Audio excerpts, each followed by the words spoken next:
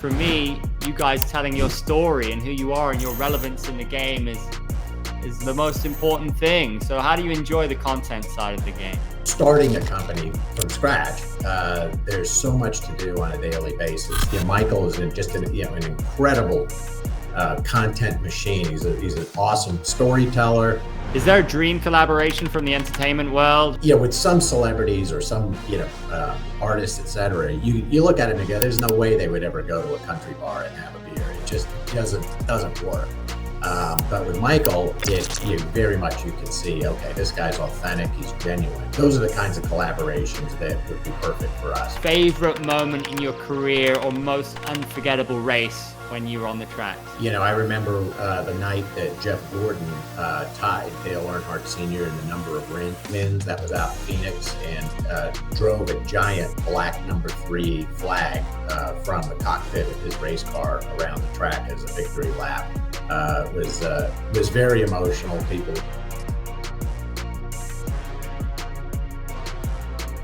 Yes, ladies and gentlemen, a very warm welcome to Bryan R. Sperber, former president of 2 iconic NASCAR racetracks, now CEO of Michael Waltrip Brewing Co., blending motorsports, beer, and lifestyle beautifully, entertainment as well. The main man here today. Good to see you. How's it going? Hey, Andrew. Great to see you. Excited to join you today. So what are the most pivotal business lessons that you learned at Phoenix Raceway and Walton's Glen that still guide you today? That's a great question. There's so many lessons that we learned over all the years. And, I think, being able to, assemble a terrific staff, kind of put the right people in the right positions and then let them go do their thing. And that really built not just a great team, but a great business. And that's something that we try to do at Michael Waltrip also, is identify really talented folks, put them in a position to succeed, and let them go, kind of get out of the way. How did you approach fan engagement and revenue diversification at a time when the NASCAR audience was rapidly evolving?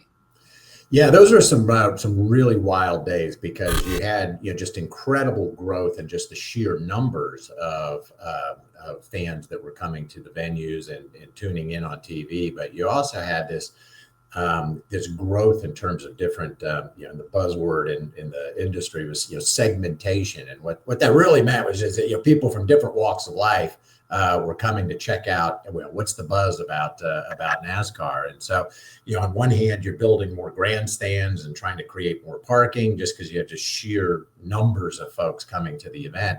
But also, you're trying to change the types of offerings. And so, for example, at Phoenix Raceway, we introduced a really new concept for NASCAR. It was a club environment called Octane, where it was the ticket price was fairly expensive, and you went in, but you had chefs at a sushi bar, you had other chefs creating all these different food offerings and high end alcohol offerings at the bar and so forth. So it was this luxury environment at a NASCAR race. And when we first started talking about it, a lot of people were laughing at us because of the stereotypes that NASCAR is, a lower end audience. But guess what sold out and was a huge success, and other tracks started copying us. And so it just goes to show, Andrew, that as the sport has evolved, there's all kinds of different folks that love racing that come to the event and enjoy it live or tune in every week on TV. What's your favorite track in terms of best day out, best overall fan experience?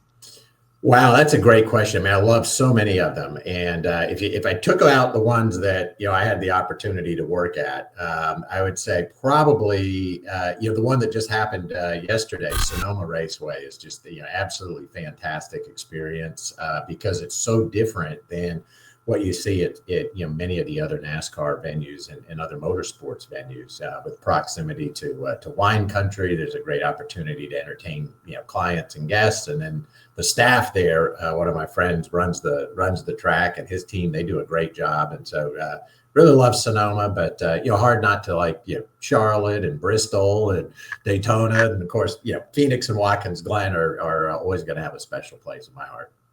You're allowed to be biased, but if I'm going for a real NASCAR experience, one food, one drink, what is your absolute must-have on race day? You can't beat a track hot dog. I mean, that's always got to be the go-to. And then beer-wise, I'm going to say, one of the Michael Waltrip beers. So Talladega Light or Bristol Sunshine would be high on my list. Love it. What's one thing do you think that modern tracks get wrong today that you'd like to see improved or evolved? Yeah, I don't know if it's get wrong per se, is that just it continues to be just a work in progress. And I think that's a reflection of how consumers are evolving also, in that you just have to have a lot of offerings for folks. Kind of we touched on that earlier, that whether it was the Octane Lounge or just access to the garage area, just all those different types of experiences. It's not a one size fits all. And so I think the tracks are doing a good job in trying to react to that, trying to build to that. But it's more of a journey than a destination, because the consumers' tastes are constantly evolving, and staying in front of that is a real challenge, especially when, you think about, these venues, many times they're only open, really one weekend a year. And so you've got to wait a whole year to try to then introduce something new. And so it never ends. It's a challenge. That's the fun part of the business, is always trying to stay in tune with what the needs of the consumers are going to be. So how crucial is it for NASCAR to focus on 365 hospitality and entertainment? Yeah, I mean, I think it is important. You have to offer so many different things to the corporate customers as well. And so you've got all different types of sponsors in NASCAR, from folks that are marketing their business locally, and they're bringing in key customers, from a local market, all the way to national and even international super brands that are flying people in private and expect a very luxurious experience. So trying to stay on top of all of that with club offerings and access to special parts around the track, like the garage area or Victory Lane, are always going to be, something that, again, it'll be evolving. And so the customers, are, whether they're a consumer or corporate, or their tastes and needs are constantly changing. Yeah, sponsorship has changed a lot over the past 2 decades in NASCAR. What's one thing you think maybe newer brands should note about the value in partnering with NASCAR?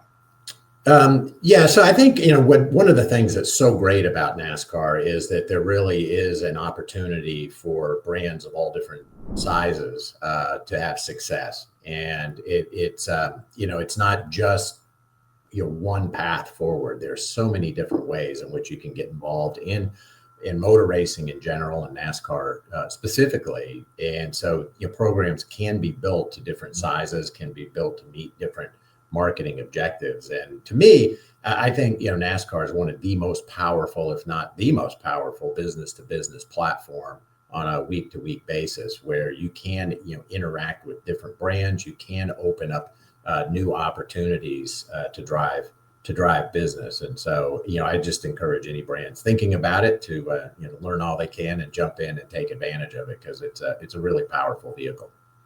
NASCAR and beer, or beer and motorsports, seems like a bit of a match made in heaven to me. How enjoyable is that relationship, and the way that there's such synergy there? Well, clearly, because my partner Michael Waltrip, who won 2 Daytona 500s and some other races, and been on TV and has owned race teams, and then with my background, our brand is always going to be involved in motor racing and in NASCAR in particular. And being able to be what I call us, kind of we're NASCAR adjacent, meaning that we don't have a team, or we don't own a racetrack, but boy, we're right in the mix with interacting with fans and being active at different racetracks. Michael and I go down to Daytona every year, and you can find him all over town drinking beer with fans and having a good time. And so for our brand to be connected to the sport, it's been a lot of fun. It's really cool to see race fans discover our brand for the first time. Sometimes they don't even believe it. They'll look at the can and they go, "Is this the Michael Waltrip?" And so yeah, and they have an opportunity to try our beer, and most of them seem to really love it. So that's super gratifying for Michael and for me too. The brand seems to really resonate with fans. They love it, as you say. So what are the core values for you guys? Yeah, I mean, we are a beer that is really designed for a mainstream audience. We're not a snooty brand. We're not going to try to overwhelm people with all this jargon and lists of exotic ingredients. What we really focus on is making a really high quality beer that a mainstream beer drinker can enjoy, and that's been our mission from day one. And so as we built different styles of beer into our portfolio and improved our current offerings, it's been phenomenal to see just the quality of the beer continue to improve and how fans really enjoy it. And we kind of think of it as it's Mikey's beer. And so for most folks trying it the first time, they're really surprised because the quality of the beer opens up this whole world that maybe they didn't even know existed in in more of a premium beer. So it's been a lot of fun to see us bringing a premium ingredients, but presenting that in a fashion that everyday beer drinkers can really enjoy. So with your background, how is your leadership style now with the brand? Because what a great transition, what an amazing career you've had, and two, I think, jobs that sound a lot of fun. So it's not always easy to be a leader though, right? You got to manage and put out fires all the time. So how has that influenced you on your journey? Yeah, it's funny because people ask me about the difference between running a racetrack and running a consumer beer brand. And what's really wild, Andrew, is that the approach is almost the same, and that surprises people a lot of times to hear that. But in racing, we dealt with so much business to business opportunities, whether that's working directly with sponsors, with media, television partners, et cetera. And in our world today, we deal with distributors and we deal with retailers. So, all of that corporate engagement. And from a racing perspective, obviously we sold tickets. And so that's a real business to consumer outreach and engagement and getting people excited about the offering of coming to a live NASCAR event. For our brand, it's similar in getting consumers, to be aware of Michael Waltrip beers, getting excited about it, and wanting to go try that, whether it's at a bar or restaurant or go picking up beer at a retailer. So a lot of crossover, very very similar, and we talk a lot about racing. So it's very familiar. Well, as a content guy, I've got to ask you about the content side, because for me, you guys telling your story and who you are and your relevance in the game is the most important thing. So how do you enjoy the content side of the game? We're getting better at it, Andrew. That's one of the things that starting a company from scratch, there's so much to do on a daily basis that we find ourselves running really fast and just sometimes getting by. And with content, it's starting to be really a lot more of a focus for us now. And we've added some staff that can help us with that have tremendous expertise. And so you'll see, I think, our content game really improving this year and into next. And we've got so many things to tell. Michael is just an incredible content machine. He's an awesome storyteller. He interacts with folks in such a way that people just absolutely love him. And so I think you'll see some more of Michael talking about the brand, but also we want to tell folks a little bit about the quality. And so some of our brewing team, you'll start to see and hear more from them about why our beer is made the way it is and why people should come check it out. And then we're doing a lot with sports in general. So, absolutely with motor racing, and we've got, a lot of friends in racing that we're starting to feature them in content. And we're branching out even into other sports. We just acquired a minority interest in an arena football team. And so you'll start to see some football where we've got some great partnerships with baseball and the local soccer team. So you'll start to see a lot more of kind of that collision of sports and racing and beer and country music and fun all coming together in our content. Awesome. Yeah, that kind of covers my next question, but what excites you most in terms of growth over the next year or year and a half? Yeah, I think it's really just, starting to see the brand expand into so many different areas. First, geographically, we're just getting started in Nashville. And of course, Nashville has, two really terrific racetracks there in Nashville Super Speedway that hosts NASCAR and IndyCar, and Nashville Fairgrounds. So we want to, really do some more things with them. And then country music, and you think about racing, beer, and country music kind of all goes together. So geographically, really starting to see the brand expand into Nashville, into North Carolina. We've got some other markets that are on the horizon as well. We just launched in Maryland, and so seeing us grow that way has been really, really exciting. But as importantly, we're gaining traction with retailers. We're gaining traction with other sports and sports venues. And then our partnership with Hank Williams Jr. and John Bon Jovi's hospitality company called Big Plan out in Nashville allowed us to work with them to put a Michael Waltrip signature bar and floor right on Broadway in Nashville, where you can visit that location. It's in the Hank Williams Jr. building. And see a lot of memorabilia from Michael and fun pictures, and be able to enjoy our beer. And so, if you had asked me when we started the company a few years ago whether we would ever have, a position on Broadway in Nashville with these kinds of partners, I would have thought, wow, that's something we couldn't even dream about. And yet here we are. So, I think there's just a lot of stuff in queue. There's a lot more things coming our way. It's just really been exciting to see it come to life. That's super exciting. How do you decide when it's the right time to move into a new market or launch a new product? It's partly, I think, Andrew, it's, kind of understanding where we call it our power alley, but, where we think that consumers will react favorably, where retail would react favorably, and geographically, it's, kind of in our sweet spot. And then it really comes down to circumstance. Do you have the right distribution partner, the right retail partner? Because it's easy to say, hey, we want to go to, whatever, fill in the blank market. But if you don't have those right ingredients, you're not setting yourself up for success. And so I use a road course analogy a lot, that you have to go slow to go fast. And so when I was president of Watkins Glen, the drivers would talk a lot about that, where you can come flying into a corner, with your hair on fire and tires squealing, and you feel like you're going fast. And then you look up at the end of the lap, and you're way behind everybody else. And it's the drivers that can go into the corners very deliberate, know what they're doing, and be under control, that will be the top of the leaderboard in terms of times. And so that's how we try to manage new business growth, and just go slow to go fast.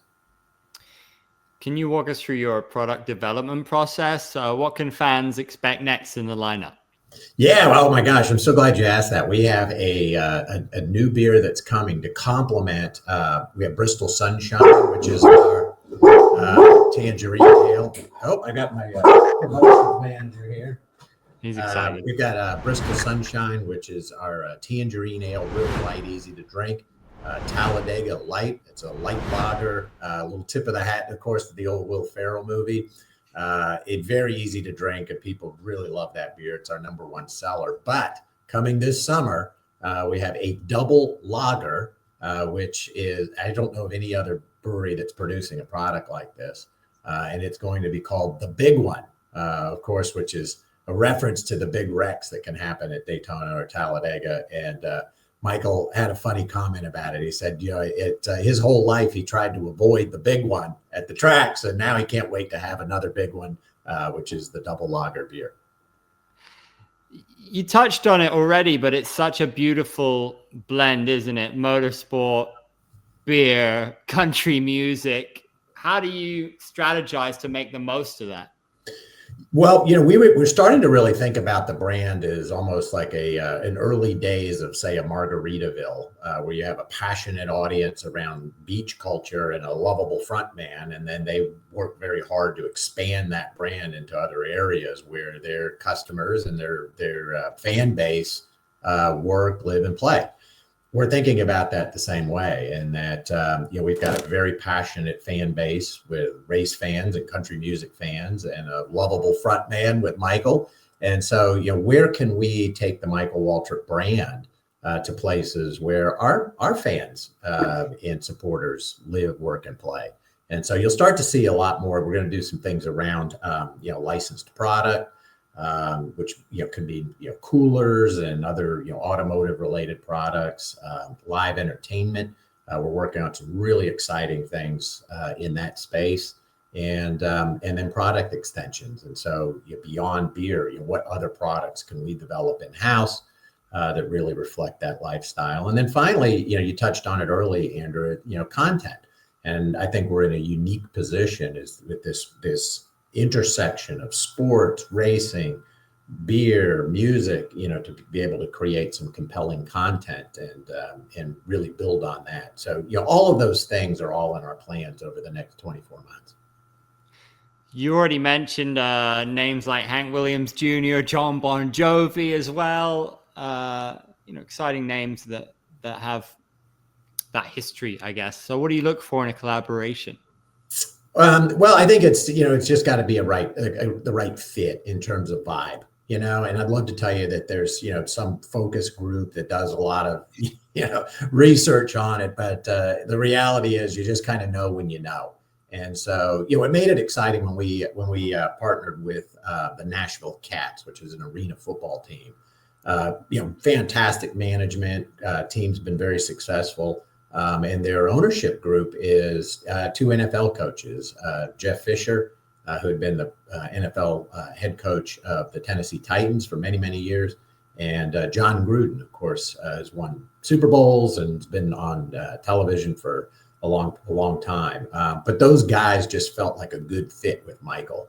And so all those things came together for all of us to kind of say, nod yes, that makes a lot of sense. And so we moved forward and did that partnership. And, I think there'll be many more to come. So we've got some early conversations going with other folks that want to be involved with us. And, again, it's just, is it the right fit? The audiences overlap and can help each other. And is it something that our fan base and supporters would look at and say, yeah, that makes sense? Is there a dream collaboration from the entertainment world? If you saw them on stage, just about to play their encore track, for example, and they cracked open a can of your beer, you'd be like, yes. Yeah, I think there's so many names, whether it's in country music, whether it's in classic rock, whether it's in sports or specifically motor racing. There's just so many people that you can envision. Part of this is like we talk about, with Michael, what part of the magic sauce of Michael Waltrip and Michael Waltrip Brewing is I think people that don't know Michael can totally envision Michael being in a bar drinking a beer. Like and by the way, he does that. I've been with him when he does it. But with some celebrities or some, artists, et cetera, you look at him and go, there's no way they would ever go to a country bar and have a beer. It just doesn't work. But with Michael, very much you can see, okay, this guy's authentic. He's genuine. So, for us, I think those are the kinds of collaborations that would be perfect for us, where it's a partnership where you could see that they would be at the bar hanging out, drinking beers with us. What about in terms of current NASCAR drivers? Who would be a really cool fit maybe in the future? So you're going to get me in trouble. I don't know if we can pick just one. There's so many great guys, both current up and comers. There's some really fantastic up and comers that you could see. These guys would be fun to go hang out. There's an age difference, but they'd be a lot of fun to go hang out and have a beer. So there's a lot of them out there, and it'd be hard to just pick one. Have you got a few names that you think have got the right personality? I think there's a lot. There's probably more that do than don't. So I think there's a bunch out there that they'd be a lot of fun to go to the bar with. Looking back, what was your favorite moment in your career or most unforgettable race when you were on the tracks? Wow, there's so many. I remember the night that Jeff Gordon tied Dale Earnhardt Sr. in the number of wins. That was out in Phoenix, and drove a giant black number 3 flag from the cockpit of his race car around the track as a victory lap. It was very emotional. People were, really excited to see all of that, and it was just an emotional time. So I think that one probably ranks, right up there with any of the other. But there's so many great memories. It really would be hard to just pick one. Fantastic. As I said, what an epic career and life you've already had, and many more chapters to come. We'll watch eagerly. So cool. And we're very excited to see what's happening with the brand as well. It's been an absolute pleasure. Brian, you're the man. Thanks so much.